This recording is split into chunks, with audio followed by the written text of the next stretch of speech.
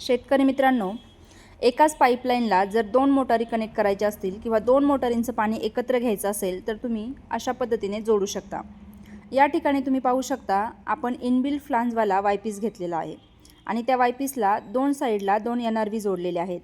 जर तुम्हाला NRV जोडायचे नसतील तर तुम्ही साधा चालू बंदचा वाल देखील तिथे जोडू शकता, परंतु हे जे वाल असतात ते लवकर खराब होतात, त्यामुळे अशा पद्धतीने तुम्ही बटरफ्लाय वाल देखील तिथे जोडू शकता।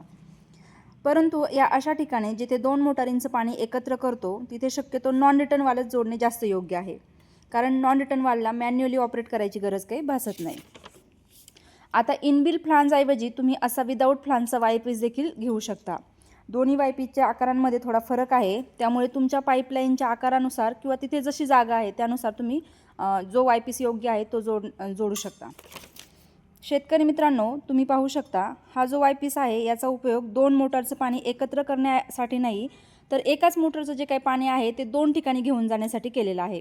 तसं वायपीस आपण 2 मोटारींचं पाणी एकत्र करण्यासाठी वापरतो, त्यासोबतच जर एकाच ठिकाणाहून पाणी 2 ठिकाणी घेऊन जायचं असेल तर त्यासाठी सुद्धा आपण वायपीसचा उपयोग करू शकतो।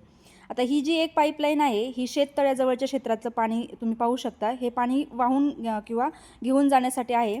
तर दुसरी पाईपलाईन ही दुसऱ्या क्षेत्राजवळ पाणी घेऊन जाण्यासाठी जे काही अंतरावर इथून लांब आहे तर त्यासाठी जोडलेली आहे।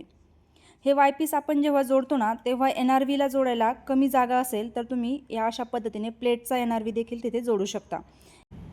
या नॉन रिटर्न वालचा रिझल्ट देखील खूप चांगला आलेला आहे।